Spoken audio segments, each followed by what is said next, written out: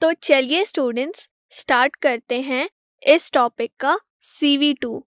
इस टॉपिक में हम हाइड्रोजन पेरोक्साइड के स्ट्रक्चर और उसके फिजिकल प्रॉपर्टीज के बारे में बात करेंगे। हाइड्रोजन पेरोक्साइड का जो स्ट्रक्चर होता है वह नॉन प्लेनर होता है। हाइड्रोजन पेरोक्साइड का ओपन बुक लाइक स्ट्रक्चर होता है। H2O2 में ऑक्सीजन के पास 2 लोन पेयर होता है। इसके अलावा H2O2 जो है वह हाइड्रोजन बॉन्ड भी फॉर्म करता है। इस वजह से स्टूडेंट्स H2O2 का गैस और सॉलिड फेस में डिफरेंट स्ट्रक्चर होता है। स्टूडेंट्स गैस फेस में ऑक्सीजन के बीच में जो बॉन्ड लेंथ होता है दैट इज 147.5 पिकोमीटर। वहीं ऑक्सीजन हाइड्रोजन के बीच में बॉन्ड लेंथ होता है दैट इज 95 पिकोमीटर।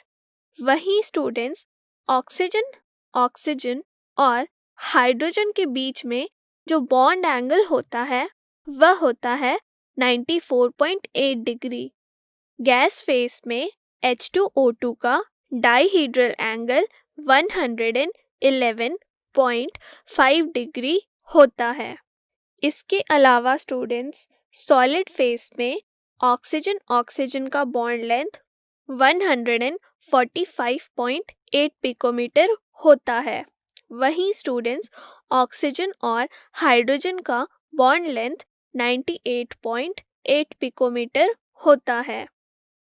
इसके अलावा ऑक्सीजन हाइड्रोजन का जो बॉन्ड एंगल होता है वह होता है 101.9 डिग्री। सॉलिड फेस में H2O2 का डाइहीड्रल एंगल जो होता है दैट इज 90.2 डिग्री।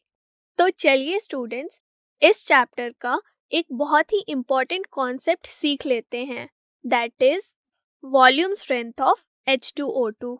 तो स्टूडेंट्स वॉल्यूम स्ट्रेंथ के अगर हम डेफिनेशन की बात करें तो इसका मतलब यह होता है कि H2O2 के यूनिट वॉल्यूम ऑफ सॉल्यूशन से हमें कितना वॉल्यूम ऑक्सीजन STP पर मिलता है।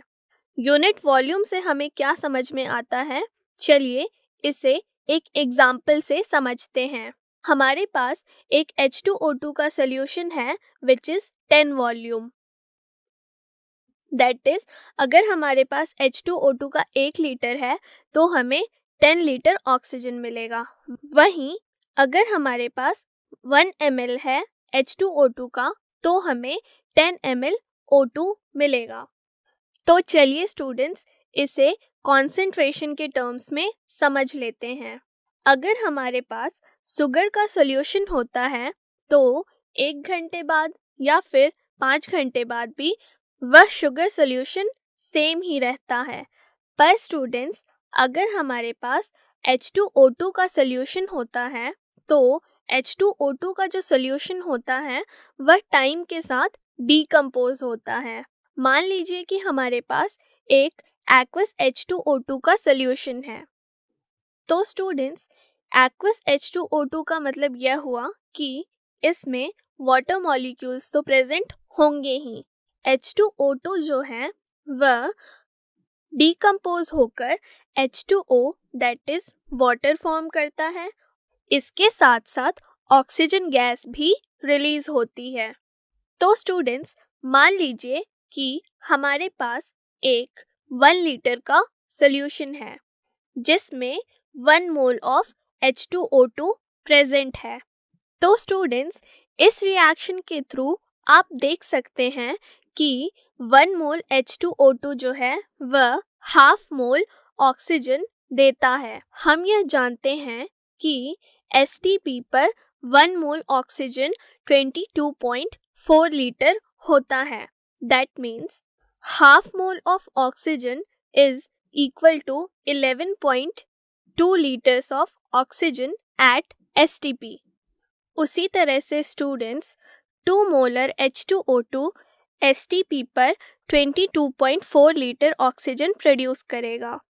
वहीं स्टूडेंट्स अगर हम 3 मोलर H2O2 लेते हैं तो वह 33.6 लीटर ऑक्सीजन STP पर प्रोड्यूस करता है। यहाँ से आप वॉल्यूम स्ट्रेंथ और मोलैरिटी के बीच में एक रिलेशन देख सकते हैं।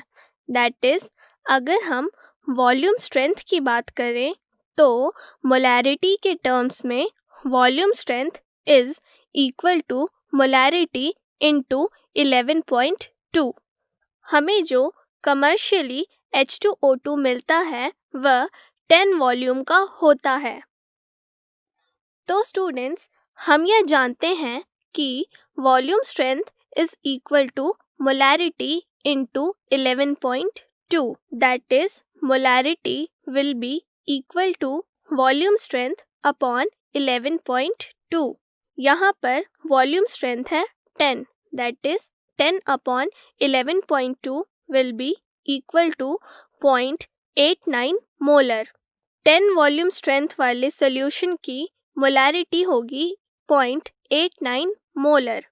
हम यह जानते हैं कि molarity is equal to moles per litre. वहीं स्टूडेंट्स, ग्राम पर लीटर की अगर हम बात करें तो gram per litre is equal to molarity into molar mass. That is students, यहाँ पर हमारे पास H2O2 का मोलर मास है 34, वहीं इस सॉल्यूशन की मोलैरिटी है 0.89। दैट इज, हमारे पास जो सॉल्यूशन है वह है 30.26 ग्राम्स ऑफ H2O2 पर लीटर ऑफ सॉल्यूशन। तो स्टूडेंट्स, अगर हम इसके परसेंटेज कंपोजिशन की बात करें तो परसेंटेज कंपोजिशन हो जाएगा 30.26 ग्राम्स पर 1000 ml इंटू 100। दैट इज, जो हमारे पास सैंपल है H2O2 का उसमें 3% H2O2 प्रेजेंट है। तो चलिए स्टूडेंट्स, देखते हैं कि H2O2 को कैसे स्टोर किया जाता है। यदि हम H2O2 को सनलाइट में या फिर लाइट में एक्सपोज करें, या फिर अगर हम H2O2 को किसी मेटल में स्टोर करें, या फिर अगर हम H2O2 को ग्लास कंटेनर में स्टोर करेंगे तो स्टूडेंट्स, ग्लास के कंटेनर में अल्कली के ट्रेसेस होते हैं। तो स्टूडेंट्स, अगर हम H2O2 को इनके एक्सपोजर में रखेंगे तो H2O2 जो है वह डीकम्पोज हो जाता है। H2O2 डीकम्पोज होकर वाटर और ऑक्सीजन गैस रिलीज करता है। इसके डीकम्पोज होने की वजह से ही H2O2 को हम प्लास्टिक वेसल में या फिर वैक्स लाइंड ग्लासेस में स्टोर करते हैं, वो भी डार्क में। इसके अलावा स्टूडेंट्स, H2O2 जो है वह बहुत ही एक्सप्लोजिव होता है अगर वह डस्ट के कांटेक्ट में आ जाए तो। इसी वजह से स्टूडेंट्स, हम H2O2 में यूरिया डालते हैं एज अ स्टेबलाइजर। तो स्टूडेंट्स, यहाँ पर H2O2 के कुछ फिजिकल प्रॉपर्टीज दी गई हैं जिसे आप नोट कर सकते हैं।